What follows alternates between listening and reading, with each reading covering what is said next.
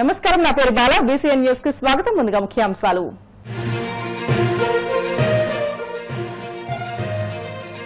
గోదావరి పుష్కరాలపై ముఖ్యమంత్రి చంద్రబాబు సమీక్ష. అఖండ గోదావరిని ఆరాధించేలా పుష్కరాలు నిర్వహించాలని అధికారులకు సూచన.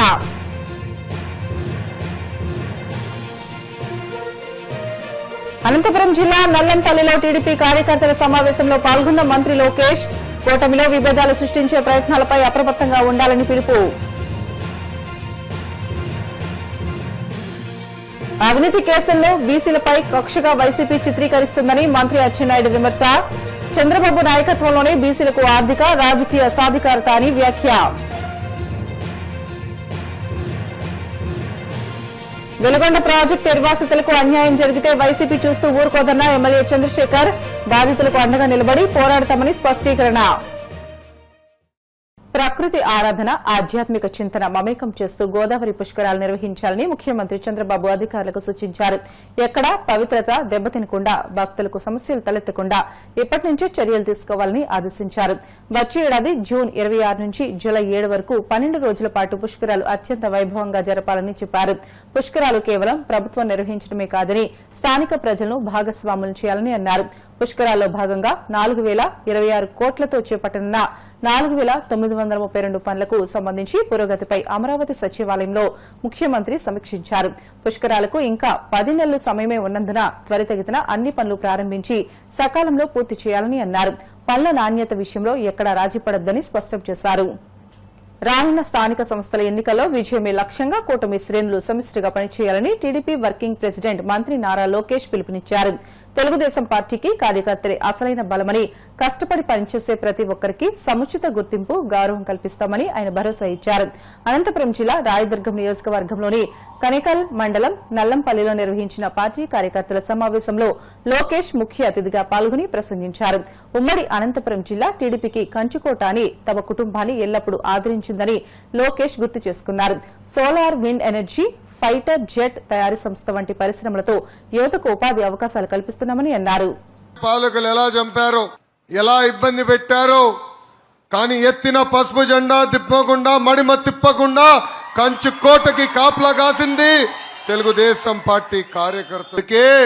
తెలుగుదేశం పార్టీలో కార్యకర్తలే మా అధినేత అని నేను చెప్తాను జరిగింది. రాయదుర్గం కోటలో ఎంత పౌరుషం ఉందో ప్రజల కూడా అంతే పౌరుషం ఉంది. ఈరోజు నేను చూసా, అడుగు పెట్టిన దగ్గర నుంచి చూసా, కొంత చర్మం కొంచెం రోడ్డు పైన ఉన్నట్టుంది. మీ ప్రేమ, మీ అభిమానం, పలకరింపు, చెయ్యి లాగే విషయంలో కూడా నేను చూసా. మీ స్టైలే వేరు, మీ పౌరుషమే వేరు. విజయనగరం రాజుల 3వ రాజధాని రాయదుర్గం. మన నియోజకవర్గం గొప్పతనం ఏంటంటే ఇక్కడ పట్టు చీరలు, జీన్స్ కూడా 2 అద్భుతంగా ఫేమస్.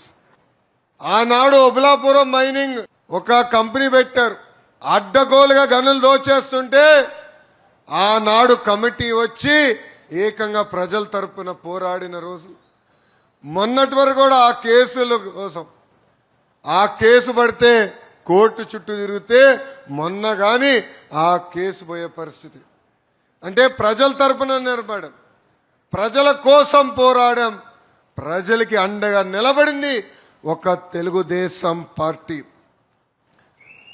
మనం చూసాం 2024 ఎన్నికల్లో మీ అందరి శ్రమతో, మీ అందరి కష్టంతో మనందరి కాలువ శ్రీనివాసులు గారిని 43,000 మెజారిటీతో గెలిపిస్తాం జరిగింది.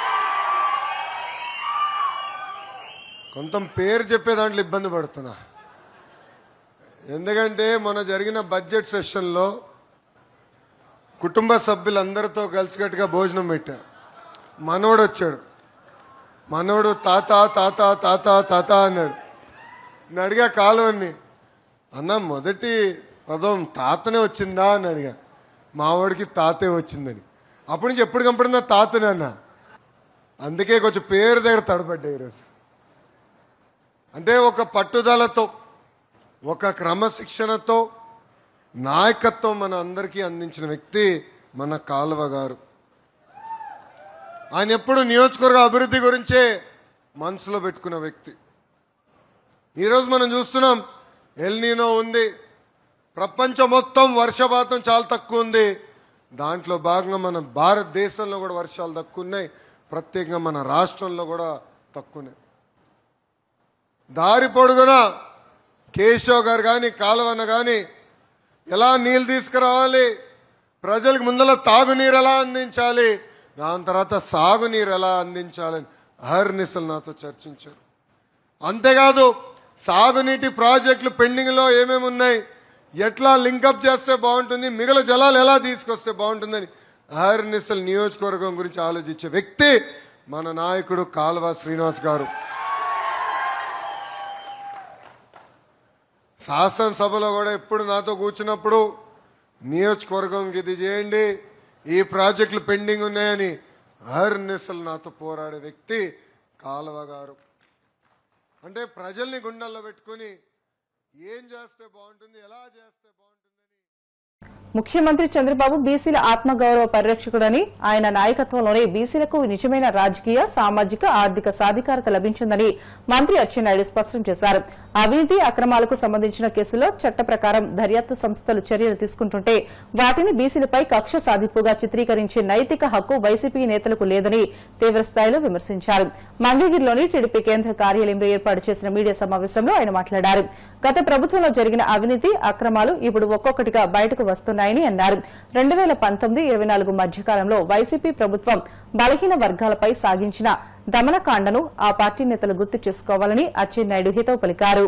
ఆంధ్రప్రదేశ్ ప్రజానీకానికి, ముఖ్యంగా ఈ రాష్ట్రంలో ఉన్నటువంటి బలహీన వర్గాలకి ఈ రాష్ట్రంలో జరుగుతున్నటువంటి పరిణామాలన్నీ కూడా బలహీన వర్గాలకు చెందినటువంటి ఒక వ్యక్తిగా నాపై బాధ్యత ఉండి ఈరోజు ఈ పాత్రికేయుల సమావేశం పెట్టానని చెప్పి తెలియచేస్తున్నాను. సమాజంలో క్రిమినల్ అంటే ప్రతి ఒక్కరం భయపడతాం. క్రిమినల్ చేసినటువంటి పనులు సమాజానికి, ప్రజానీకానికి హానికరమని చెప్పి ప్రతి ఒక్కరికి కూడా తెలుసు. అటువంటి క్రిమినల్ ఒక రాజకీయ పార్టీ పెట్టి అధికారాన్ని అడ్డు పెట్టుకొని వ్యవహారం చేస్తే ఏ విధంగా ఉంటుందో 2004 నుంచి ఈ రోజు వరకు ఉమ్మడి ఆంధ్రప్రదేశ్లో గాని, విభజన ఆంధ్రప్రదేశ్లో గాని ప్రతి ఒక్కరూ చూస్తున్న విషయాన్ని తెలియచేస్తూ, క్రిమినల్ అనేవాడు నిరంతరం తప్పులు చేస్తూనే ఉంటాడు. చేసిన తప్పులు ఇతరులపై పెట్టి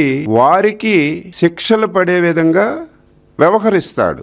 అదే కోవకు చెందినటువంటి వ్యక్తి మన రాష్ట్రంలో గొడ్డల పార్టీ అధ్యక్షుడు అని చెప్పి ఈ సందర్భంగా తెలియచేస్తున్నాను. నేను చెప్పిన విషయాలు ప్రతి ఒక్కరూ ఒక్కసారి ఆలోచన చేయమని చెప్పి కోరుతున్నాను. ఇందులో వాస్తవాలు గ్రహించమని చెప్పి కోరుతున్నాను. తరువాత నిర్ణయాలు తీసుకోమని చెప్పి తెలియజేస్తాను. 2004లో తండ్రి అధికారాన్ని అడ్డం పెట్టుకొని లక్షల కోట్ల రూపాయలు అవినీతి చేశారని చెప్పి ఆరోపణలు ఎదుర్కొంటున్నటువంటి గొడ్డల పార్టీ అధ్యక్షుడు ఆ రోజు కూడా నీ అవినీతి దాహం గురించి ఎంతమందిని బలి తీసుకున్నావు?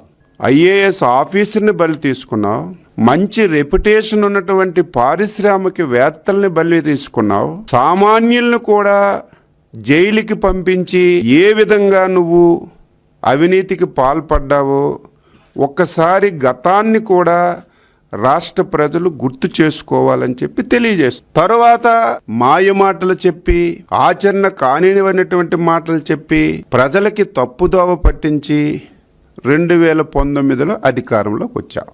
ముఖ్యమంత్రి అయ్యా. ముఖ్యమంత్రి పదవిని అడ్డం పెట్టుకొని ఏ విధంగా దోపిడీ చేశావో మనం మాట్లాడుకోవాల్సినటువంటి అవసరం లేదు. ఆంధ్రప్రదేశ్ రాష్ట్రంలో ఉన్నటువంటి ప్రకృతి వనరులన్నీ కూడా అధికారాన్ని అడ్డం పెట్టుకోవడమే కాదు, అమాయకులైనటువంటి బలహీన వర్గాల మెడ మీద కత్తి పెట్టి ఈరోజు నువ్వు అవినీతి చేసిన విషయాన్ని ఒక్కసారి గుర్తుపెట్టుకోవాలి. నువ్వు చేసినటువంటి అవినీతి ఒక్కొక్కటి ఈరోజు బయటపడుతున్నాయి.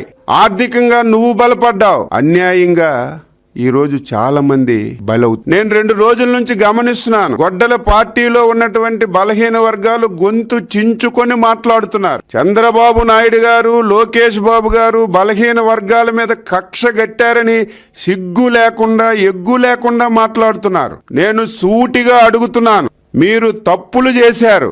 గొడ్డల పార్టీ అధ్యక్షుడు చెప్పిన ప్రతి పని మీరు చేసి, అవినీతి చేసి, అక్రమంగా దొరికిపోయి మీరు కేసుల్లో ఇరుక్కొని మీరు జైలుకి వెళ్తుంటే ఇదేదో బలహీన వర్గాల మీద కక్ష కట్టారని మాట్లాడుతున్నారు. 2019-24 బలహీన వర్గాల మీద దమన కాండ చేశారు మీరు. ఆషామాషా విషయం కాదు. నిన్న ధర్మాన ప్రసాద్ గొంతు చించుకొని మాట్లాడుతున్నాడు. నేను బలహీన వర్గాలకు చెందిన వ్యక్తిని కాదా? మా సోదరులు కొల్లి రవీంద్ర బలహీన వర్గాలకు చెందిన వ్యక్తి కాదా? రాజకీయ చరిత్ర కలిగినటువంటి వెలమల రామకృష్ణుడు గారు బలహీన వర్గాలకు చెందిన వ్యక్తి కాదా? అయ్యన్న పాత్రుడు గారు బలహీన వర్గాలకు చెందిన వ్యక్తి కాదా? ఈ విధంగా ఎంతో మంది బలహీన వర్గాల్ని టార్గెట్ చేశారు. మేము చేసిన పశ్చిమ గోదావరి జిల్లా నర్సాపురం మండలం చిన్నలంక వద్ద సముద్రంలో బోటు ప్రమాదం చోటు చేసుకుంది. చేపల వేటకు వెళ్లిన ఒక బోటు ఇసుక దిబ్బను ఢీకొని బోల్తా పడినప్పటికీ స్థానిక గ్రామస్తులు సకాలంలో స్పందించి 7 మత్స్యకారుల ప్రాణాలను కాపాడారు. కాకినాడకు చెందిన 7 మత్స్యకారులు సుమారు 7 రోజుల క్రితం ఒక బోటులో చేపల వేట కోసం సముద్రంలోకి వెళ్లారు. వేట ముగించుకుని వస్తున్న క్రమంలో నర్సాపురం మండలం చిన్నలంక సమీపంలో వారు ప్రయాణిస్తున్న బోటు ప్రమాదవశాత్తు ఇసుక దిబ్బను ఢీకొట్టి సముద్రంలో బోల్తా పడింది. దీంతో బోటులో ఉన్న 7 మత్స్యకారులు ఒక్కసారిగా నీటిలో పడిపోయారు.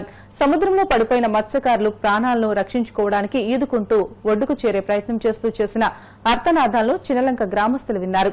వెంటనే అప్రమత్తమైన గ్రామస్తులు సముద్రంలోకి వెళ్లి రక్షణ చర్యలు చేపట్టి 7 సురక్షితంగా బయటకు తీసుకువచ్చారు. స్థానికుల చొరవతో పెను ప్రమాదం తప్పడంతో అధికారులు, గ్రామస్తులు ఊపిరి పీల్చుకున్నారు. చేసుకున్నాము. ఈ లోపల బోటుది షాప్ పోయింది. పోయడం వల్ల టర్నింగ్ తిరక్క అక్కడ లంగారు వేసుకుని సముద్రం మధ్యలో 3 రోజులు ఉన్నాం సార్. మా జాయింట్ బోట్ వచ్చి ఫోన్ చేస్తే వచ్చి సగం దూరం తీసుకొచ్చి ఆఫ్ చేసి వాళ్ళు వేసుకుంటానని వెళ్ళిపోయాడు సార్. అలాగే వెళ్ళిపోయి మళ్ళీ నిన్న సాయంత్రం వచ్చి బోట్ ఇక్కడికి లాక్కొచ్చారు సార్. లాక్కొచ్చి కింద నుంచి పైదాల నుంచి రాకుండా తీసుకొచ్చి ఇసుక దెబ్బల మీద తగిలించేసారండి. మా జాయింట్ బోటు మమ్మల్ని లాగితే దాని చెక్క ఊడిపోయి అది మునిగిపోయే పరిస్థితుల్లో ఇంకో బోట్ వచ్చి ఆ బోట్ను లాక్కుని దరికి తీసుకెళ్ళిపోయింది సార్. మేము ఇంకా ఎక్కడ చిక్కుపోయి కొద్దిగా తేలేక ఊరు ప్రజలు, పెద్దలు అందరూ మాకు రాత్రి 1 గంట వరకు వీళ్ళ సహాయంతో మేము రానన్నా, పోలీసు వారి సాయంతో, ఈ బాబాయ్ సాయంతో, అందరి సాయంతో వీళ్ళు సగం మధ్యలో నీటికి వచ్చి మా దగ్గర తోట తీసుకుని మమ్మల్ని జాతీయ దరికి చేర్చారు సార్. వీళ్ళందరూ రుణపడి ఉన్నాం సార్. మా 7 బతికామంటే ఊరు సెలవు సార్. మేము 3 రోజుల మట్టి ఎలాగ చిక్కులో ఉన్నాం సార్. రాత్రి అయితే అసలైన ప్రమాదం సార్. బోటు పంకదే రౌండ్ తిరగలేదు సార్. బ్రిటన్ షార్ట్ బ్రేక్ తీసుకున్నాం.